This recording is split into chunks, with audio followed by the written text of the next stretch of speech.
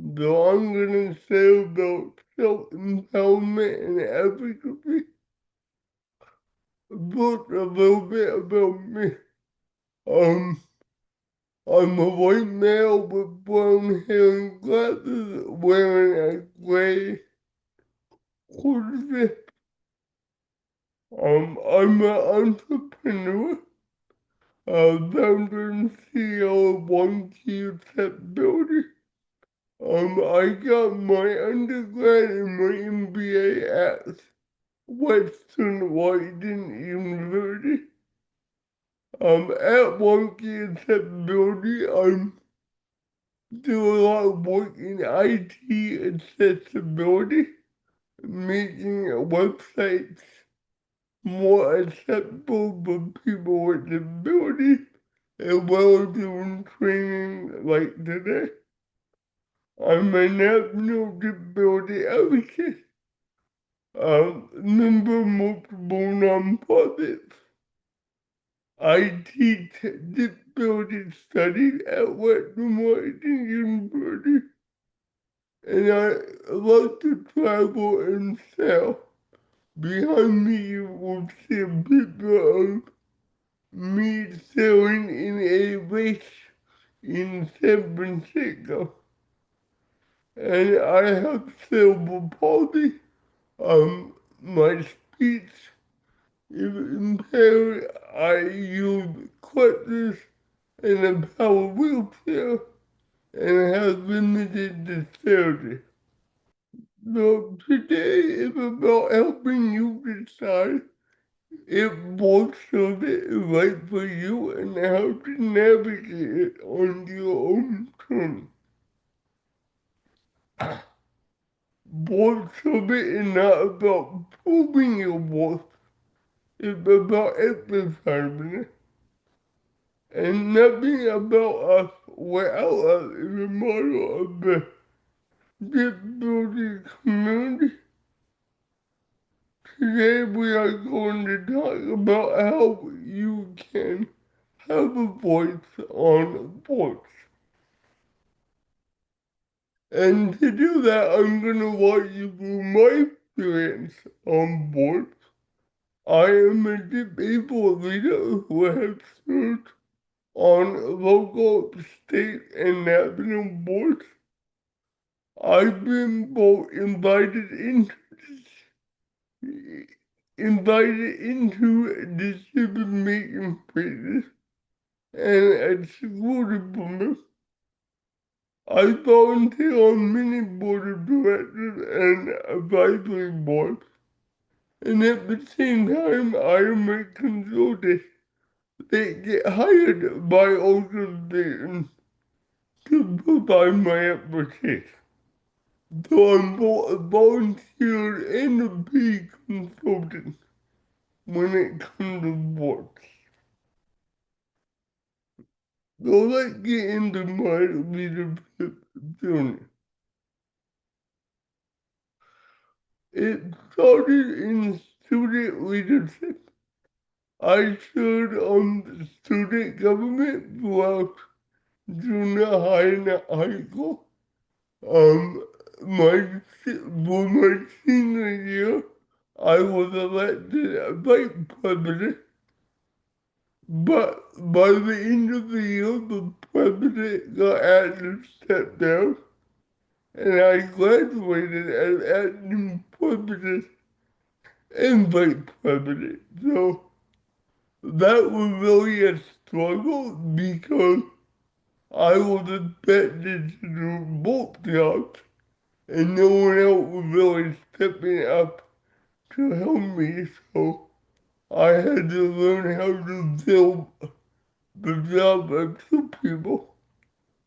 I also served in many leadership roles in various student clubs, and the early experience taught me to recognize when and where I had an impact and start prioritizing my leadership role. In college, I ran the only disability learning club and coordinated a lot of advocacy and awareness. And I started to realize I alone can't do everything, and I had to get other people to help me along the way to really make that difference. And at times, like in high school, I got almost no support from other student leaders and teachers, and really had to make it work without the support I hoped that I would get.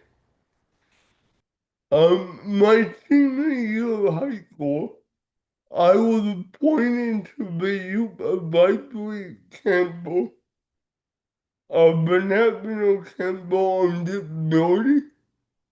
The National Council on Disability is a federal agency that provides advice to the federal government on how to help and support the disability community, and I was one of the youth leaders on that. It was really cool to be involved at the national level at that age. However, I put in a lot of work, and I never felt like we were really advising the council. I felt like as youth, they wanted to give us a seat at the table, but they didn't really care about what we had to say.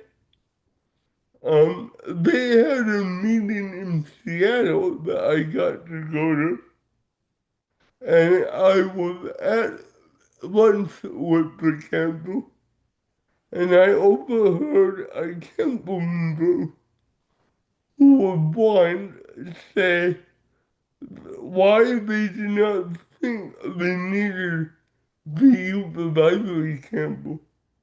I think he forgot I was at that meeting, but it really showed that they they had it in writing, but not really cared about what we had to say. Um, and although make sure you know the time commitment, there are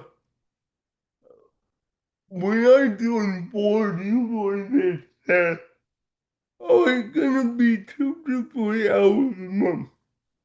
Ask questions to really know how much time it's gonna be because usually that's just the meeting and doesn't include prep time, email, committee, or any follow-up work. And in my experience, that can be double or more time than what they say. So while I was in college, I was appointed to the Governor Committee on Disability Issues and Employment, where I had the opportunity to serve thoughts and ideas with leaders across the state. It was a neat opportunity, but we met quarterly for multi-day meeting in Olympia. Travel was difficult because I can't drive and I travel with a personal care center. So the meeting had a lot of state agencies reporting to us, but I wasn't really clear on my impact. So after a couple of years, I decided to step away from the campus because I did not feel like I was making an impact, and the travel was a lot. So I stepped away, but I let them know they could always reach out to me if they wanted my input. About a year later, they did reach out to me, and I was asked to speak on a panel in front of the local employers about why we need to remove the Medicaid income limit.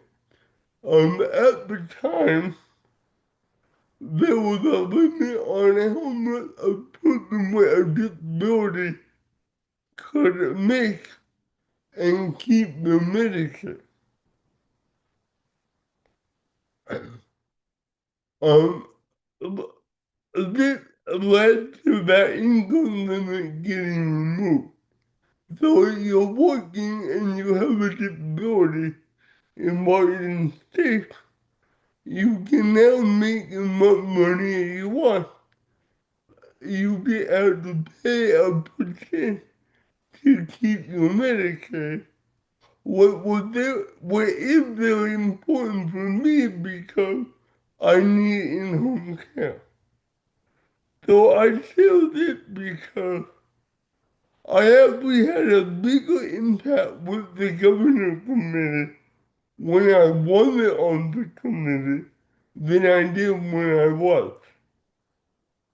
And it really points out you gotta learn and know where your impact is.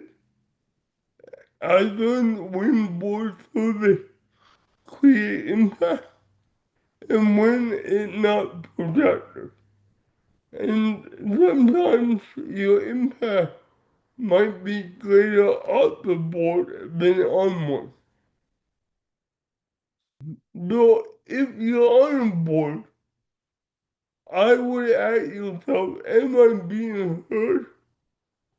And is my perspective influencing the decision? If what I share really impacting what the organization or agency is doing, and am I doing meaningful work, or am I just doing a seat? Because on some boards, they like to include people with disabilities just to say that they have someone with a disability on the board. But I know for me, I really want to be involved where I can make a difference and have an impact because I don't have time to be on a board where that's not happening. So it's okay to set boundaries and take breaks, and it's okay to step away from the board that is not serving you and you're not having an impact on. I was living in DC after college, and I had a mentor, and at the time, one of my goals with that mentor was to join a nonprofit board of directors. Up until that time, I was on many advisory boards, like with the National Council on Disability and the Governor Committee, but I wanted to be on a board of directors. So my mentor was the vice president of the policy board, which is a national nonprofit that does a lot with peer mentoring and helping people with disabilities get better employment through peer mentoring. So I was appointed to that board, and I quickly learned that meetings are only policy commitment. Committee work and board projects take up the majority of the time. Um, because of my technology background, I was trying to make their email and website better, and I hired an intern to help with that. and I probably put in 100 hours of unpaid work to make that better. And then later, that unpaid work led to paid work. For the last 7 to 8 years, I have been a paid consultant with policy work, and I have made more of a difference in a paid role than I ever did as a member of the board. So when I was seeing that I wasn't making much of a difference as a board member, and I saw that they might need my help as a consultant, I asked if I could step away from the board but become a paid consultant. And I did that because you cannot serve on a board and be a paid consultant because that would be a conflict of interest. So that's for today. I have been on the Northwest Asset Fund Board of Directors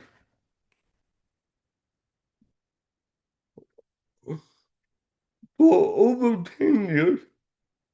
By being on the policy board of directors, it made it easier to join other board of directors. I was a client of Northwest Asset Fund when I was in college. So when I moved back to Washington State, I contacted them and asked if they would like me to be a board member. And with my board experience, I joined the board. For a while, we had quarterly in-person meetings in Seattle and in Portland, which again was difficult for me to get there. But I could also tell that on this board, my expertise and my advice were making a difference. Later, I introduced them to Zoom, and now all of our meetings are held on Zoom, making being on the board more accessible to not only people with disabilities, but the whole area we serve. When I started, it was the Washington at the fund, and we only served Washington State. Now we serve Washington, Oregon, and Idaho. So by having our meeting on Zoom, it we can get more people from the whole geographical area. Over the last 10 years, I have led multiple committees. I led the advisory board, and I now serve as the vice president of the board. Uh, they have tripled in size, and I can really see the direct impact I have made as an active board member.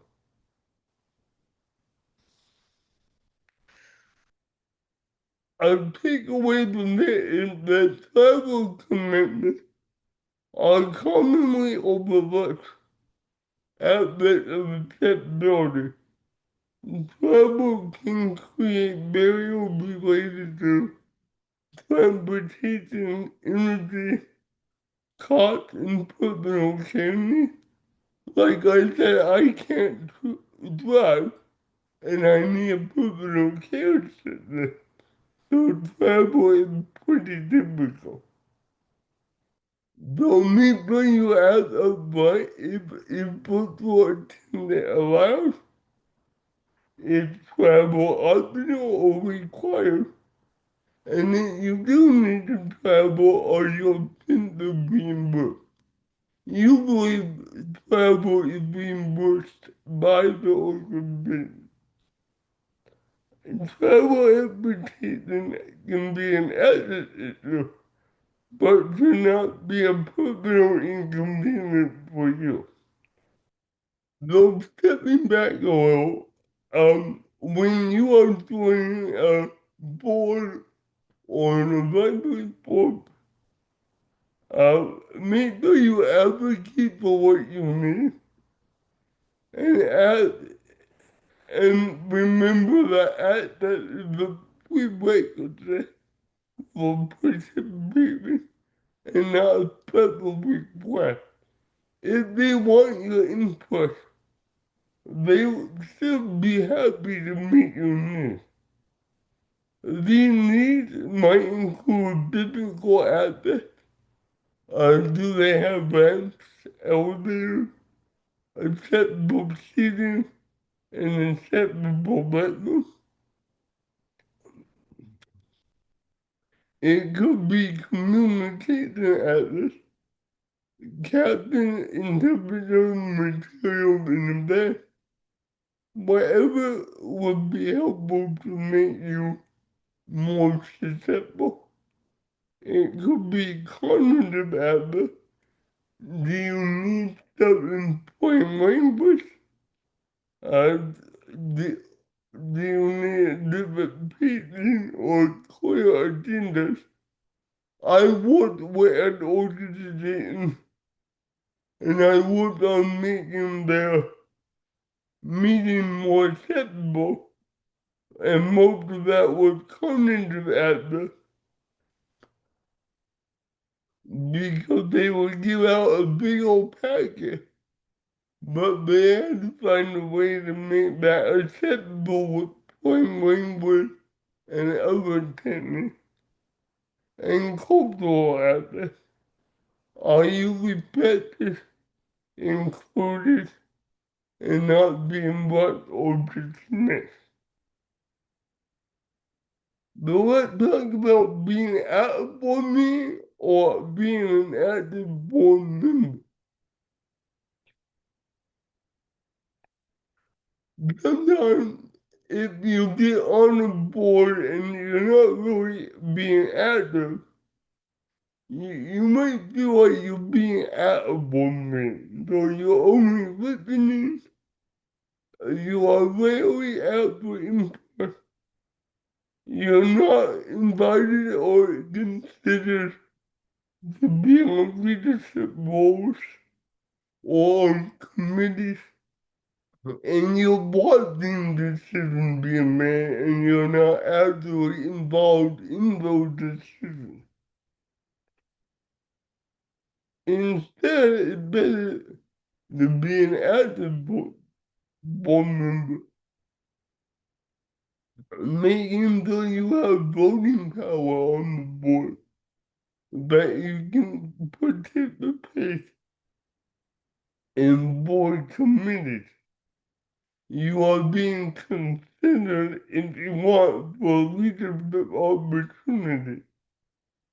You have input over priorities and budget and the direction that the organization is going.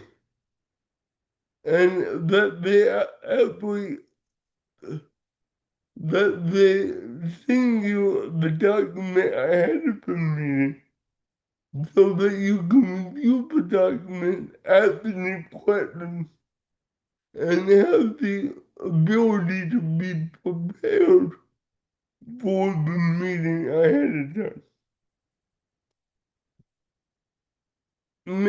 Find ways to make your voice heard.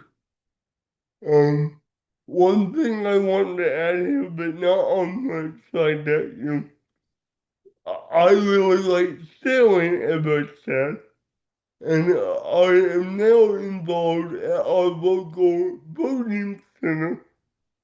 Well, I'm not on the board, but I am helping lead their adaptive voting program. I'm helping them build a program where people with disability can have the boats, learn how to sail, and learn how to kayak. I have been invited to apply for the board, but I have decided that I can have better impact uh, in my role as leading the adaptive program than having a wider role of being on the board. And you can really find boards or organizations that align with your passions, and it doesn't have to be disability related. If that's not what where your passion lies. So wherever your passion is, make your voice heard. Remember that as people with disabilities, we belong in the decision-making phases. That your lived experience and needs, many organizations really want to hear what our lived experience is and how they can be more acceptable. In my consulting company, that's what we do. We help organizations take the lived experience from people with disabilities and know how to be acceptable to our community. You have the right to ask questions before joining a board, and you don't have to join a board if you don't feel like it's a good fit. You have the right to access, respect, and impact. You also can decide when you want to do volunteer work and when you want to only do the work if you're paid. Like I said, I work with a lot of nonprofits. I also find that as people with disabilities, we are asked to offer our advice and experience for free all the time. And what I tell people is, I do offer a lot of free advice and free volunteer work, but I decide where I want to do that. And if otherwise, they can pay me for that advice. So remember that nothing about it without it, and including and not an invitation if it's shared responsibility. And so here is my contact info, and I want to leave a lot of time for Q&A, open discussion, and really what you guys would like to know from my experience being on board. Thank you.